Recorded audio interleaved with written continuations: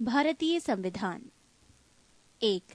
भारतीय संविधान के विकास का संक्षिप्त इतिहास। 1757 ईस्वी की प्लासी की लड़ाई और 1764 ईस्वी के बक्सर के युद्ध को अंग्रेजों द्वारा जीत लिए जाने के बाद बंगाल पर ब्रिटिश ईस्ट इंडिया कंपनी ने शासन का शिकंजा कसा।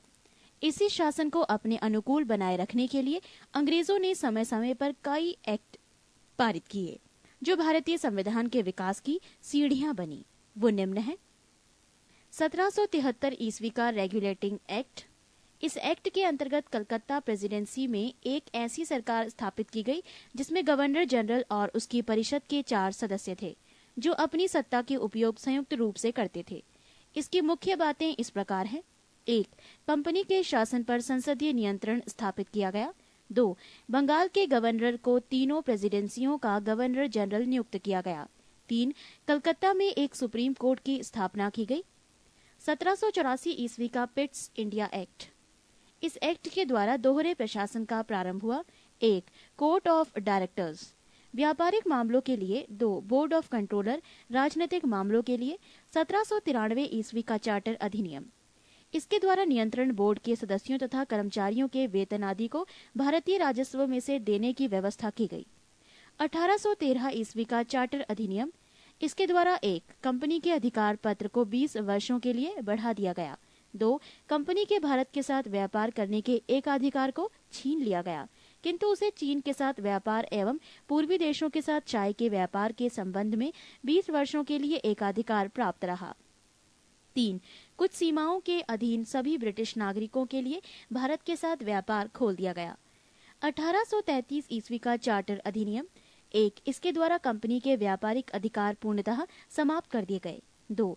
अब कंपनी का कार्य ब्रिटिश सरकार की ओर से मात्र भारत का शासन करना रह गया। 3. बंगाल के गवर्नर जनरल को भारत का गवर्नर जनरल कहा जाने लगा। 4. भारतीय कानूनों का वर्गीकरण किया गया तथा इस कार्य के लिए विधि आयोग की नियुक्ति की व्यवस्था की गई।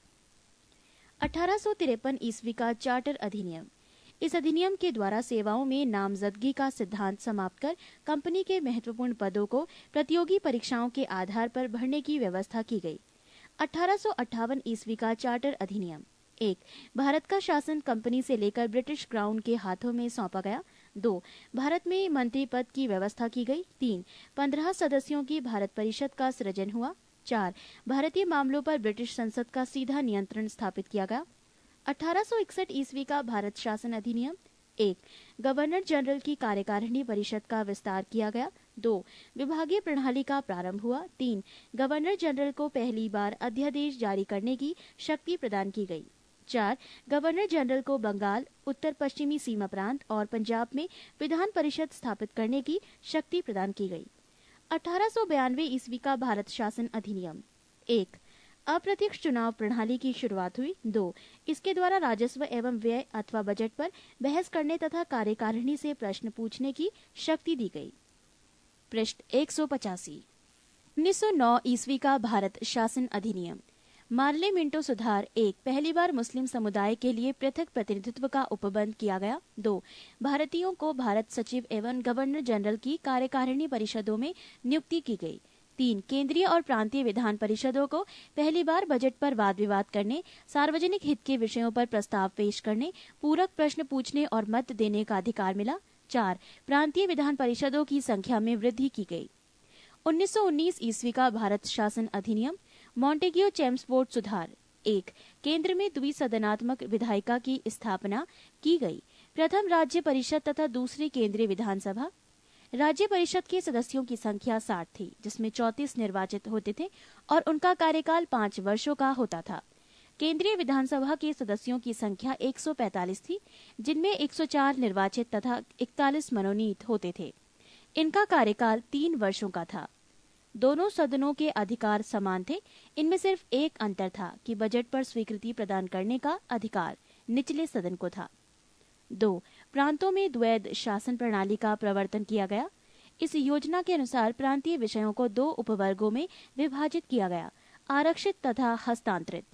आरक्षित विषय थे वित्त, भूमिकर, अकाल सहायता, न्याय, पुलिस, पेंशन, आपराधिक जातियां, क्रिमिनल ट्राइब्स, छापाखाना, समाचार पत्र, सिंचाई, जलमार्ग, खान कारखाना, बिजली, गैस, बॉयलर, श्रमिक कल्याण, औद्योगिक विवाद, मोटर गाड़ियां, छोटे बंदरगाह और सार्वजनिक सेवाएं आदि। हस्तांतरित विषय 1. शिक्षा, पुस्तकालय, संग्रहालय, स्थानीय स्वायत्त शासन, चिकित्सा सहायता। 2. सार्वजनिक निर्माण विभाग, आबकारी उद्योग, तौल या माप, सार्वजनिक मनोरंजन पर नियंत्रण, धार्मिक तथा अग्रहार दान आदि। 3. आरक्षित विषय का प्रशासन गवर्नर अपनी कार्यकारी परिषद के माध्यम से करता था, जबकि हस्तांतरित विषय का गवर्नर प्रशासन प्रांतीय विधानमंडल के प्रति उत्तरदायी भारतीय मंत्रियों के द्वारा किया जाता था। 4. द्वैध शासन प्रणाली को 1935 ईस्वी के एक्ट के द्वारा समाप्त कर दिया गया। 5. भारत सचिव को अधिकार दिया गया है कि वो भारत में महालेखा परीक्षक की नियुक्ति कर सकता है। 6. इस अधिनियम ने भारत में एक लोक सेवा आयोग के गठन का प्रावधान किया। 1935 ईस्वी का भारत शासन अधिनियम। 1935 ईस्वी के अधिनियम में 451 धाराएं और 15 परिशिष्ट थे। इस अधिनियम की मुख्य विशेषताएं इस प्रकार हैं। 1. अखिल भारतीय संघ। ये संघ 11 ब्रिटिश प्रांतों, 6 चीफ कमिश्नर के क्षेत्रों और उन देशी रियासतों से मिलकर बनना था जो स्वेच्छा से संघ में सम्मिलित हों। प्रांतों के लिए संघ में सम्मिलित होना अनिवार्य था, किंतु देशी रियासतों के लिए ये ऐच्छिक था। देशी रियासतें संघ में सम्मिलित नहीं हुई और प्रस्तावित संघ की स्थापना संबंधी घोषणा पत्र जारी करने का अवसर ही नहीं आया। 2. प्रांतीय स्वायत्तता। इस अधिनियम के द्वारा प्रांतों में द्वैध शासन व्यवस्था का अंत कर उन्हें एक स्वतंत्र और स्वशासित संवैधानिक आधार प्रदान किया गया। 3. केंद्र में द्वैध शासन की स्थापना।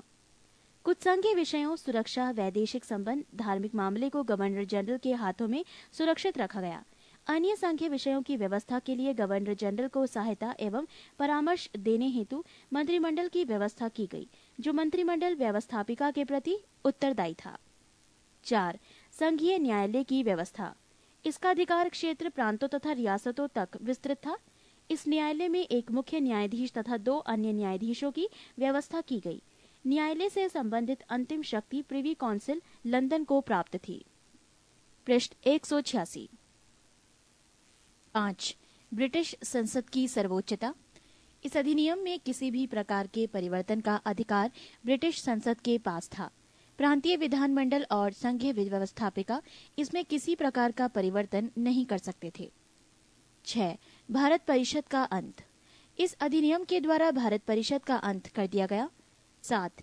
सांप्रदायिक निर्वाचन पद्धति का विस्तार।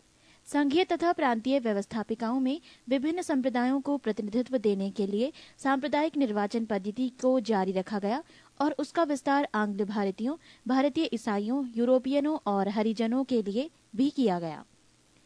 8. इस अधिनियम में प्रस्तावना का अभाव था। 9. इसके द्वारा बर्मा को भारत से अलग कर दिया गया। अदन को इंग्लैंड के औपनिवेशिक कार्यालय के अधीन कर दिया गया और बरार को मध्य प्रांत में शामिल कर लिया गया। 1947 ईस्वी का भारतीय स्वतंत्रता अधिनियम। ब्रिटिश संसद में 4 जुलाई 1947 ईस्वी को भारतीय स्वतंत्रता अधिनियम प्रस्तावित किया गया, जो 18 जुलाई 1947 ईस्वी को स्वीकृत हो गया। इस अधिनियम में 20 धाराएं थी। इस अधिनियम के प्रमुख प्रावधान निम्न हैं। 1. 2 अधिराज्यों की स्थापना।